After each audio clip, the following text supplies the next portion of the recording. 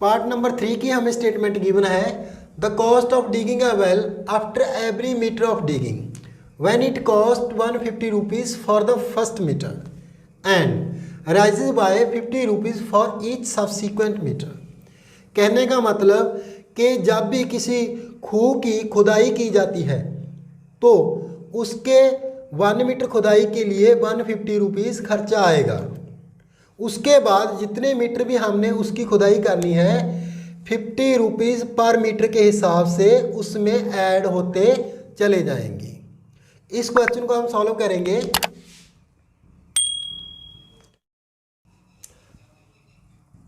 Cost of digging a well for 1 metre, 1 metre के लिए 150 rupees, 2 metre के लिए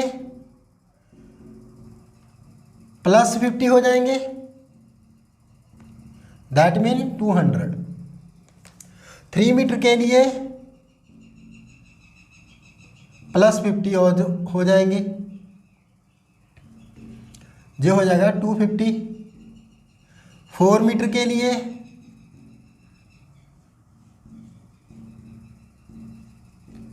जो हो जाएंगे 300 एंड सो ऑन। तो यहाँ से हमने ये बताना है कि 150, 200, 250, 300 एंड सो ऑन, क्या ये एक एपी है?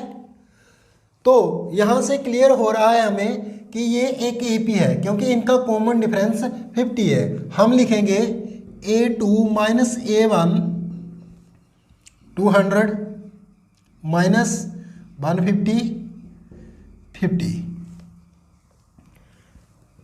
A3 minus A2 250 minus 200 50। तो कॉमन डिफरेंस जो है वो सेम आ रहा है, इसीलिए ये एक का एपी है। Hence 150 200 250 300 and so on forms an AP। Part number 4 की स्टेटमेंट हमें गिवन है, the amount of money in the account every year when 10,000 rupees is deposited at the compound interest eight 8% per annum. किसी account में 10,000 rupees हैं, उस पर 8% आपको interest मिल रहा है, तो आपने ये बताना है कि जो सीक्वेंस बनेगी क्या वो एपी है या नहीं। कंपाउंड इंटरेस्ट का फार्मूला आपको पता है, A P into 1 plus R by 100। तो यहाँ पे हम सॉल्यूशन में लिखेंगे total amount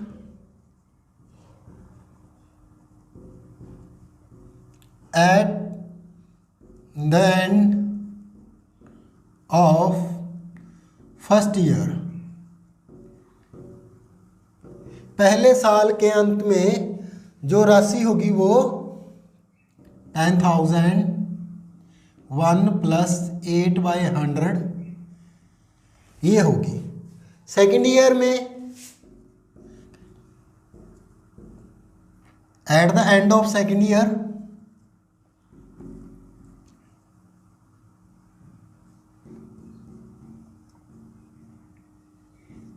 to at the end of third year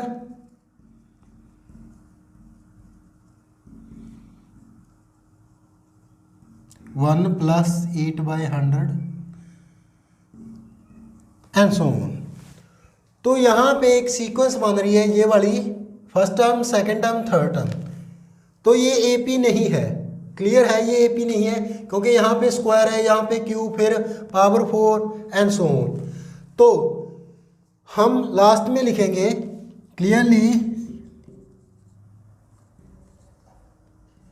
10,000 1 plus 8/100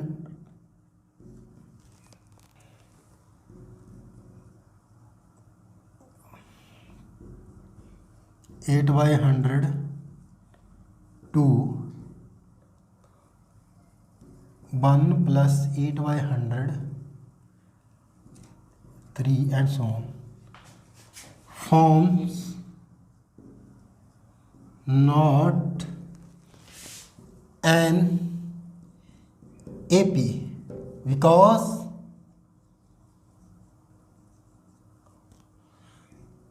this do not have same difference। इसका जो कॉमन डिफरेंस है वो सेम नहीं है, इसीलिए ये AP नहीं है।